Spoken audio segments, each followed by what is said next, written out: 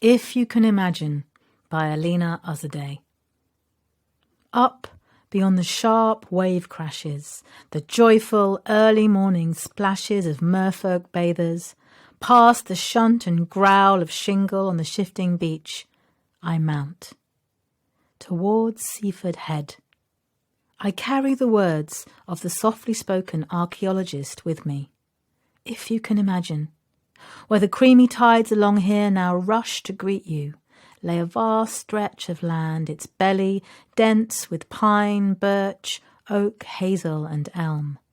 Early peoples from Europe and the Middle East with their white, brown, black and olive, weather-worn hands and feet, new tools and sheep, shaved and shaped these downs into barer, rolling curves.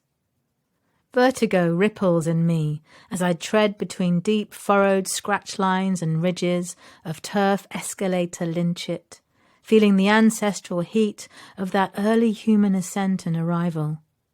Their collective sweat, breath and labour, the hauling of animals, children, wood and metal, harnessing the power of sheer height here to find a stable footing and home. The beach and town below have always been in a tussle with the far greater power of the tides. Medieval shingle bars holding back ships between sea and estuary, Elizabethan storms expelling humps of beach mass along the coast, Victorian industrial age spectacles of cliff explosions and attempts to extend flood defences dismissed by a bemused sea with a flick of its watery wrist. The town wept and flooded as the river that had shaped this once vibrant port of shipbuilding, fishing, wine and wool trade was recut into New Haven. Fortunes rose and fell, and Seaford sank into quieter slumber. This flat tip of chalky grassland is wildlife reserve, golf course and through route to the fisheye vantage point of the Seven Sisters, white rolls and licks, with idyll of coastguard cottages nestled below.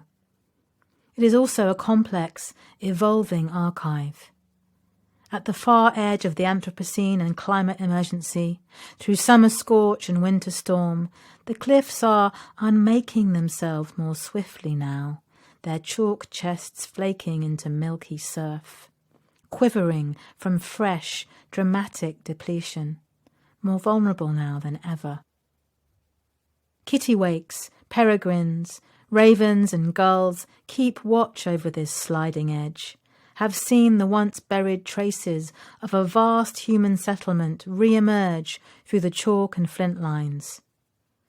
I dream of wings to swoop in and see this up close, but I focus instead on the images from the archaeologist's drone. Their aerial lens on the coastline helps me grasp what we've lost that we didn't even know we'd lost, through the many gaps and hollows across a spectrum of white, cream and terracotta. The trace of former valleys, sandwiching earthworks amidst the jagged cliffside of chalk. The occasional linear wobbles of brick red. The leak lines of rusted ochre.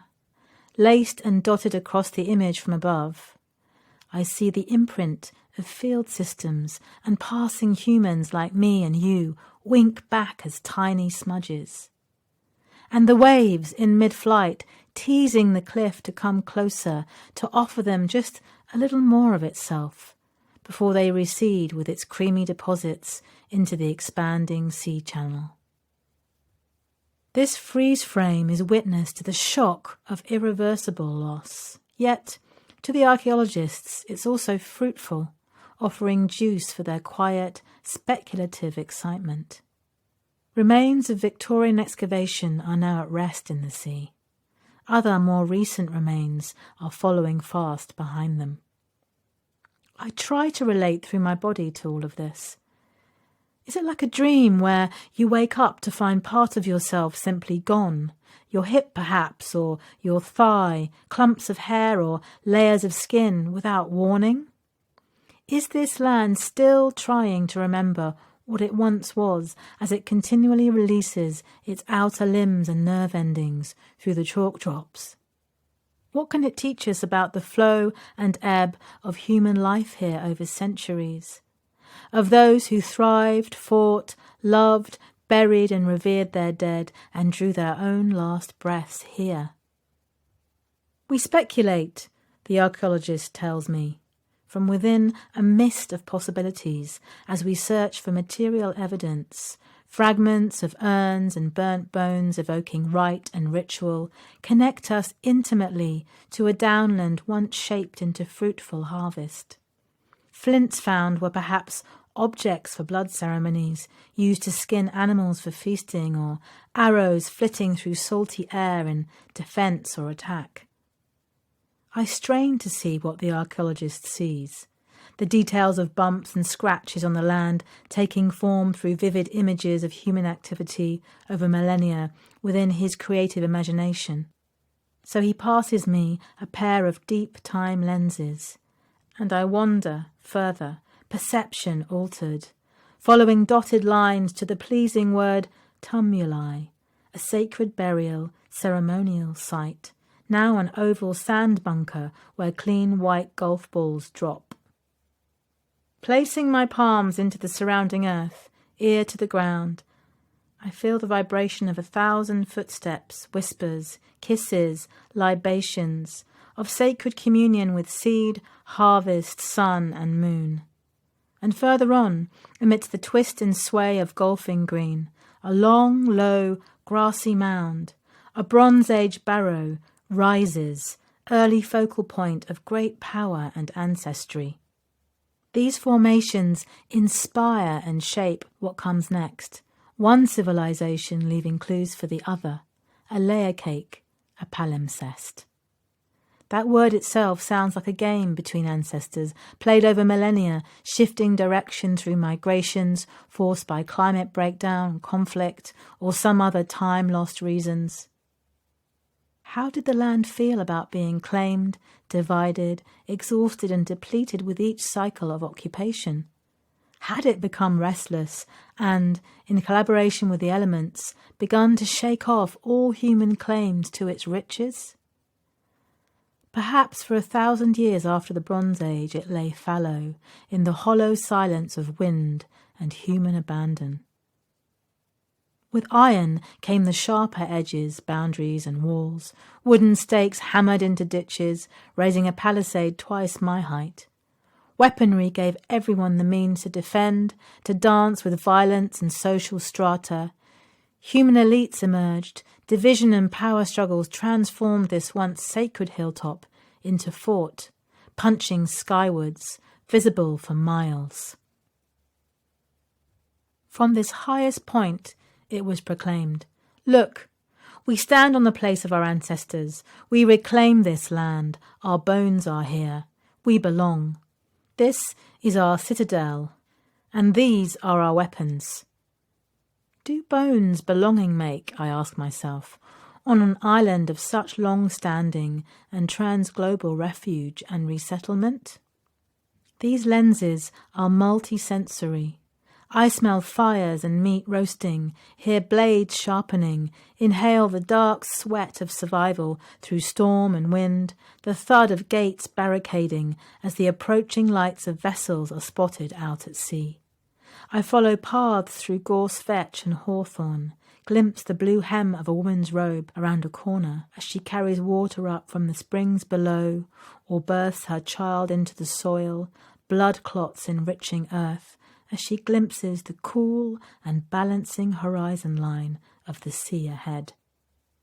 Through treasures found, corroded horseshoe, glint of coin or medal above flint and lime kiln, time compresses and expands towards Roman Britain, the medieval era and beyond.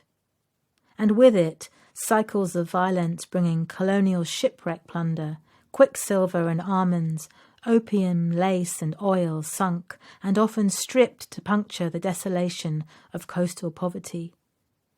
Flame and blackening smoke in pitch pots plumed from giant beacons on site of the Spanish Armada. The high wooden fort, long abandoned and sunk into earth. overlaid with the brick and concrete of watch houses, signal stations and coastguard lookouts, some blinking gold and white through the dark of storms. The intense adrenal shouts of World War I and II encampments, soldiers in khaki and olive, in boots and with spades crisscrossing paths, earth splitting into practiced trenches. The occasional quiet, seized moment of rolling tobacco or writing home to beloveds inland or across the Commonwealth. Too many boys rehearsing their entry into future fields of trauma and inevitable loss. All along this edge, through threatened wartime border and hostile environment, eyes once and still keep watch on the tidal taunt and sweep of separation, denying the hopes and dreams of skin-to-skin reunion. The archaeologists call this place a scheduled monument, a place of value. The word schedule implies that things are under control, on a set timeline. We all know now that we're ahead of schedule, that's the rub. Humans along this coast will slowly be nudged inland by the persistent movement of a coastline, not cared for, listened to, or supported soon enough to slow down its own erasure.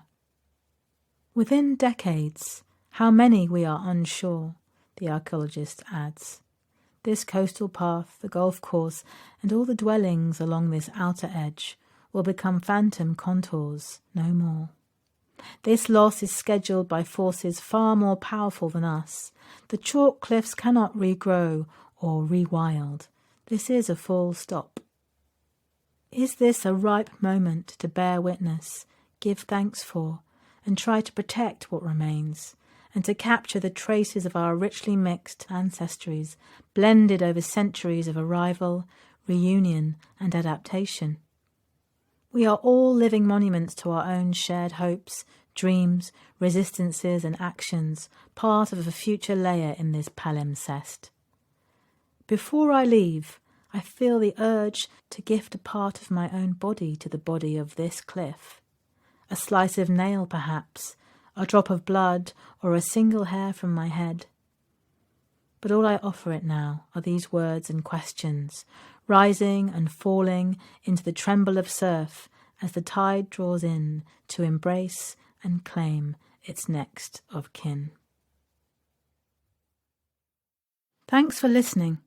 To hear more of our stories in this We Hear You Now series, and to download a map and guide, visit the Seven Sisters Country Park website.